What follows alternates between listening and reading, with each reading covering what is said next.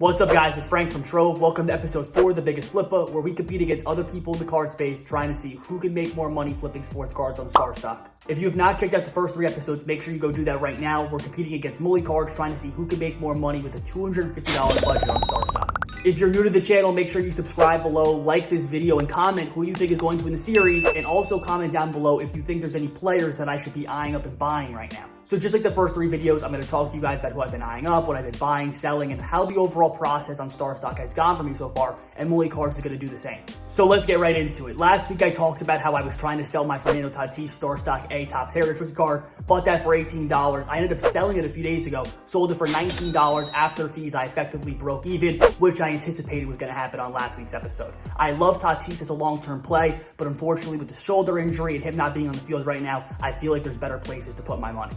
And that Tatis card ended up being my worst purchase from this series so far, but I do have some positive sales to share with you guys. If you remember back at episode 1, I spent about $20 to get a ton of Eloy Jimenez Topps Heritage rookie cards, StarStock A and StarStock B. I've now sold all of these cards. When I talked about buying these cards in episode 1, my logic was super simple. I believed that Eloy was underappreciated simply because he was injured and everybody was forgetting about him. But with knowing that number 1, the White Sox were going to win the division, number 2, he was going to come back healthy this year, it gave me a window to believe that the narrative was going to get very high on him, and that's exactly what we're seeing right now. We saw him hit a home run in the Field of Dreams game, one of the most viewed regular season baseball games ever. He's been playing well since he's came back from injury, and I'm going to sell his cards right now when the narrative is hot and put that money into something else. So that $20 I spent in episode 1 to buy that pool of StarStock A and StarStock B Eloy Heritage rookie cards, I ended up after fees getting $32 out of this, and I'm super happy with this flip. I wanted to get out of it, take my profit. I didn't want to be greedy, and I overall just wanted to build up more cash because there's some football cards that I'm eyeing up at the moment. And talking about football, I sold 2 of my Jonathan Taylor Mosaic base rookie cards, paid $1 per, ended up selling 2 of them for $1.50 a piece. And what I was really doing here was testing the liquidity of the card, trying to see if these really cheap cards can sell easily, and I was able to sell pretty quickly. Within 24 hours they sold. So I'm confident with these other 8 that I'm holding that when the season comes and if this card goes up in price, I'm going to be able to sell them quickly. And this is exactly why a lot of my strategy is based around football cards, because it's the only sport that has a season starting in the next few weeks. If you look at the NBA, it won't be starting for a few months. Baseball's in the middle of the season. Hockey's over. So if we're looking at football, it's the best opportunity to have a clear runway for people to get excited about the sport starting. So for this week, my number 1 goal was to try to find football cards that have not gone up in price over the last few months that I think are going to get a boost headed into the season. And this is when I found Dalvin Cook's Donruss base rookie card in a StarStock A selling for $7. This card back in the middle of June was also selling for $7. So I think this is a perfect card for my strategy. And I believe Dalvin Cook is a perfect candidate for a player that's going to get some love over the next few weeks. If we look at that Vikings team, Kirk Cousins is an above average quarterback. Adam Thielen and Justin Jefferson is one of the best wide receiver duos in the league. But besides that, I'm pretty much staying put at the moment. I still have my Russell, still have Daniel Jones, still have Mookie Betts. I still have some T. Higgins, some Jonathan Taylor. I have a lot of different cards at the moment. If there's anything that you think I should be buying or selling, comment down below. And headed into next week, I'm going to continue to try to buy some more football cards. If some of my guys that I currently own go up in price, I'll flip those, get that cash, try to buy some other plays. But overall, I'm just keeping my eyes peeled to see if I find any good value deals. I was tempted to buy some basketball cards because of the summer league going on, but I just believe that event was way too unpredictable in terms of how much a player was going to play. We look at someone like Trey Jones. He was playing well in the summer league. His base Prism rookie card jumped up in price 3-4x. We look at someone like Patrick Williams. He had a 30-point game. His cards are going with price, but I'm staying away from the summer league. I like the idea of football better, not worrying on player performance, and more so buying into a hype window where I know a lot of people want to be buying football cards. So after sharing with you guys how my collection is looking after the first 4 weeks, I'm going to turn it over to Mully, and he's going to show you what he's been doing in the last week.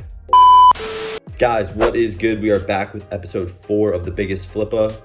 This week, we are going to cover a few different cards that I still have in the portfolio. First, we're going to go with Jalen Hurts.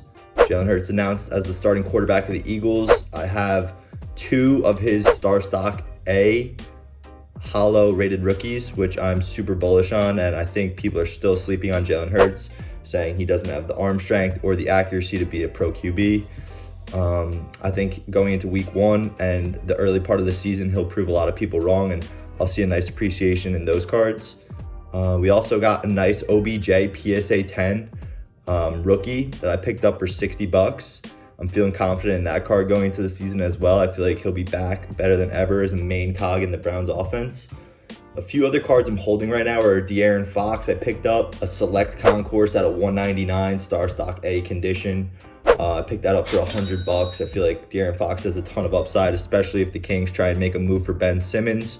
give themselves a really nice backcourt where De'Aaron Fox really gets to be a playmaker and creator. I'm still holding on to a few Marvin Bagley cards and a couple Kuzma base rookies and a Russell Westbrook.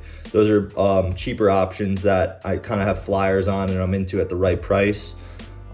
Looking forward though, I'm really trying to pick up, a nice young QB. I think Josh Allen still has upside even at his current prices. Looking to pick up maybe one of his cheaper raw StarStock B condition cards here in the short order. And then besides that, really honing in on starting to get into the NBA. I feel like the NBA's got a lot of upside right now. Looking at a guy like Zion, who else? RJ Barrett has a ton of upside going into this year. I feel like RJ will be a good play. But yeah, I'm just looking to make a few sales here in the upcoming few days, get some liquidity going. My portfolio is up 5%, roughly valued at $432. So I definitely need to get liquid on a few of these bad boys, and then we'll be able to make another move. Appreciate everyone tuning in, and have a great day, ladies and gentlemen. Mully did have some interesting plays this week, but I'm confident in what I've been doing. But as always, make sure you subscribe to the channel so you don't miss episode 5 coming out next week. Like this video, share it with a friend, comment. We appreciate all the support, and make sure you're tuned into this channel because we have tons of additional content coming your way.